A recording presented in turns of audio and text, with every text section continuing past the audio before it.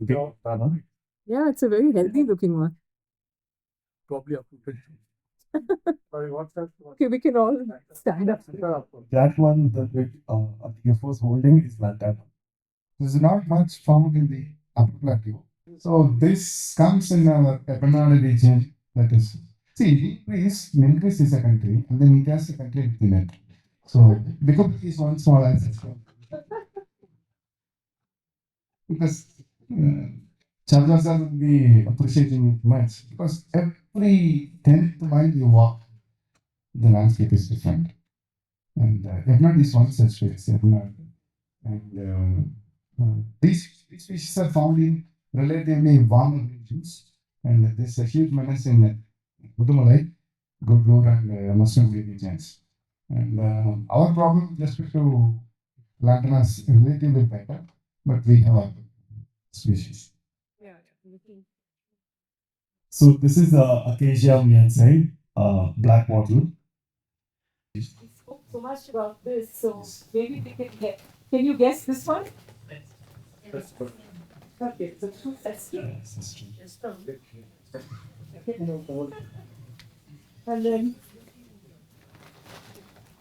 This is gorse. Ulex, this. it's not that we're championing for this. Sparkstorm is one of my species, but we have not brought it. This is blue gum, Eucalyptus globulus. It's not invasive, but it grows back from coppices. This is Solana. Agrilatina adenophora. It's a major invasive, and this is Solana mauritiana, which is also a major invasive. So when we and this these guys come up profusely, then they expect us to spend some more government money to remove. And this is the invasive grass, Penicitum clandestine. All your lawns will have this. Every lawn has this. This is probably like gets sold for some 100 rupees for the lawns. This is what you get to put on your lawns as patches.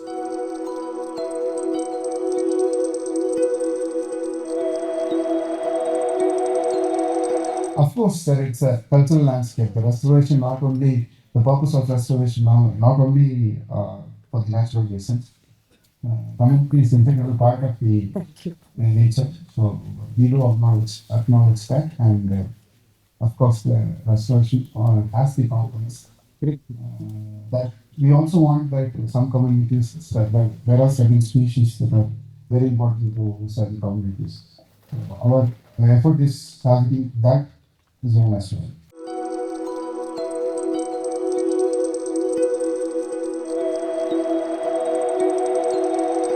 Yes, restoration preparedness before removal is something very important. So, but with the help of Vasant and others, we have developed our native grassland and native shola. We have shola nurseries all across, but however, we are into the grassland nurseries now, and we are developing it. And the preparedness in terms of seed collection, those are the points that we are lacking now. But we are passively intervening in restoration. Like we are just removing the irritants from the landscape, like the species like Eucalyptus, Scotch broom, and all the species that comes up as a secondary species. We are just removing that as of now. We are expecting our native species to come up on its own. But if it's not doing it, then we have to go for positive intervention. That is the logic that we are following. Meanwhile, we are preparing for restoration preparedness while we remove that. Okay.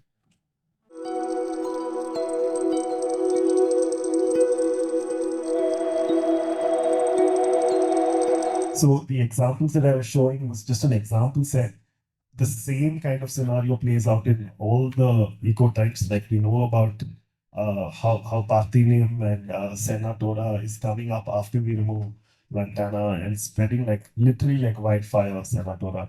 So it's almost like there is this there's this floral memory of all the disturbance that has been done, like all like all the deforestation that was done during the colonial period, maybe, and then all the teak plantations that were done. So there was a lot of disturbance caused in all these landscapes. And even in the upper landscape, wattle was systematically planted. In fact, inside Mukurti also it was systematically planted. It's only because of the monsoon winds that Mukurti is still surviving. If the monsoons were to fail, then invasives will take up Mukurti. So, so the more we remove, it's almost as though there's another species that comes back. But I think that um, more careful interventions and replanting should be focused in spaces, especially like near Mukurti National Park or near places where intact spaces still remain. Those are the places where we can intervene a bit more and remove like most of the natives are invasive species and replant native species.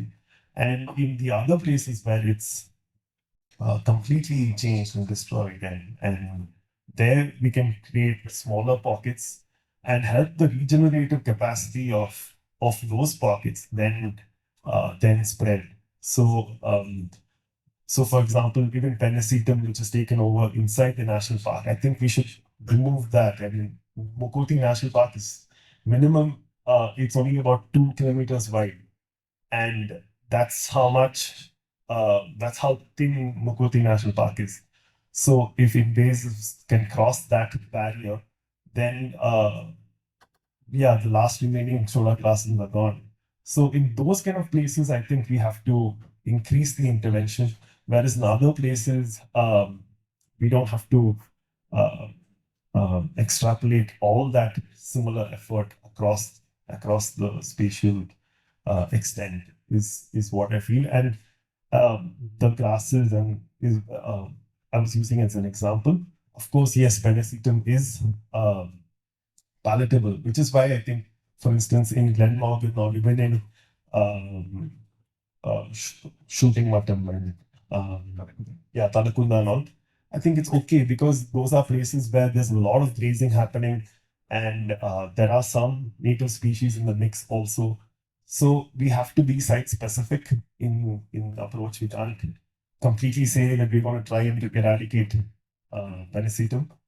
And so we have to choose the spaces where we want to preserve and work on. Similarly for Lantana and Senatora and I think the high rainfall areas of uh, New Manapulam, Silent Valley, and other places are, as long as it still keeps raining a lot, they are safe. It's all the other spaces of NDR that have various complex issues. And those are the places we have to, again, then prioritize and have these factors of management plans according to the site.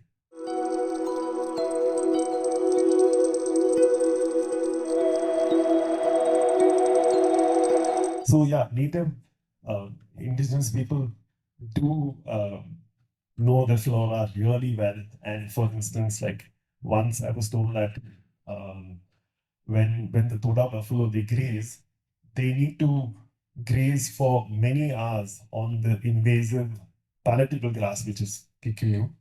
And whereas if there's a native grassland patch, they graze for few hours and then they have more time for relaxing and leisure. And whereas in a kikuyu patch, they have to graze like throughout. So these are some kinds of observations that we would never get like if we were just like trying to approach it from a research side or from a practitioner side also. So the indigenous people know this and they point this out. So likewise, there are tubers which help in giving energy. So all of these factors are also there, and so yeah, but we haven't looked very closely on all the different aspects with regard to pastoralism that has changed, especially with all the invasive species that come. In most cases, there's very little grazing ground that remains. in Toda language and other indigenous communities language, there's a name for the mountains, then a name for the species, grasses, streams has names. I think Montish and Doctor can speak, but we won't be understanding. So that's the problem. So they have named every aspect of the hills. Like we say Mupati National Park in their language, they have Mupati Peak, their language, it's called in a different language. So that is it. ப்ரோடாஸ்க்கு இந்த ஒரு plans விஷயத்துக்கு knowledge நிறைய இருந்துச்சு. ஏன்னா most முன்னாடி வந்து buffaloes வந்து migration பண்ணி கிரேசிங் கூட் பண்ணுவாங்க. ஆனால் இப்போ வந்து அந்த ப்ராக்டிஸ் வந்து ஸ்டாப் ஆயிடுச்சு. இப்போ வந்து யாருமே வந்து மைக்ரேட் பண்ணி கூட்டு போய் அந்த கிரேசிங் பண்ணிலாம் வரல. அவங்க வில்லேஜில் இருக்கும். அதுவும் கிரேசிங்லாம் யாரும் கூட்டு போகிறது இல்லை. எல்லாம் ஃப்ரீ ரேஞ்சிங் பஃபலோ ஆயிடுச்சு. போயிட்டு ஈவினிங் அது வரும். ஸோ அதனால் இந்த எல்டர்ஸ் வந்து நாலேஜ் இருக்குது. அந்த நாலேஜ் இருக்குது. ஆனால் இப்போ இருக்கிற யங்ஸ்டர்ஸ் வந்து அவ்வளோ வந்து இல்லை. இப்போ சில பேர் நாங்கள் வந்து அவங்க எல்டர்ஸ் கூட வந்து நிறைய டைம் ஸ்பெண்ட் பண்ணுவோம். ஸோ அந்த நாலேஜ் தான் எங்களுக்கு கிடைக்கும். ஆனால் இப்போ இருக்கிற அந்த நாலேஜ் வந்து யங்ஸ்டர்ஸ்க்கு வரல. ஆனால் அதுக்கிட்ட நம்ம வந்து அதான் சொல்கிற மாதிரி நிறைய டாக்குமெண்டேஷன்லாம் இருக்குது. ஸோ அந்த மாதிரி தெரிஞ்சவங்களாம் பார்த்து பழகிக்கிறாங்க. அந்த அது மாதிரி நம்ம எல்டர்ஸ்க்கும் யங்ஸ்டர்ஸ்க்கும் இருக்கிற அந்த ரிலேஷன்ஷிப்பில் இந்த மாதிரி அந்த விஷயங்கள் தெரியும். ஆனால் அந்த நாலேஜ் வந்து நிறையாவே இருக்குது. அந்த ஃப்ரெண்ட்ஸ் நேமாக இருக்கிற மாதிரி எல்லா நேம் இப்போ எங்களுக்கு ஃபுல்லாகவே தொடர் நேம் இல்லாத பிளேஸே இல்லை. So thank you. I'm very happy to see the proactive, uh, action that's being taken in forest areas to address this problem with multiple invasives. One thing that I've noticed is there are vast areas of it looks like abandoned tea to me, and you cannot make out it used to be tea. It's so dense, it's completely overtopped by all sorts of woody invasives, and these patches are huge sources of probably rain in the landscape. And I was just wondering in this forum if people are aware of the reasons for this or how we can address this problem, or at least map where these areas are and maybe address it somehow. And this is not Forest Department land, this is either revenue land or. And the second is a thought, a really quick thought. How can we build awareness? So tell us what propagable rain is, please. Sorry, I mean the seeds. These are all prolific seeders. That's their strategy. That's how they're able to colonize. So the larger areas that you have that are left to these species, that just increases the seed rain of them exponentially. So one strategy would be to control these sources of invasive seed rain in the landscape. And the second thing was just a quick thought, maybe we can discuss it at some other point, but how do we build awareness so that most people can recognize these species and then do something about it? Like the gentleman asked, like, I want to remove cestrum. So you need to know how to identify it first. How can we make that more information more available?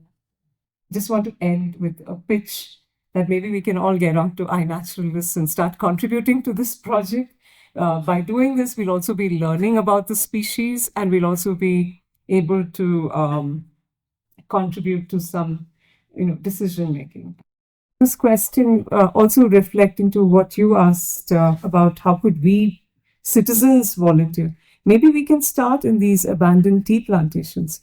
If Arundhati says that that's a big area for the seed dispersal, maybe citizen groups moving around, removing toxic plants from these areas can be one action we can take proactively.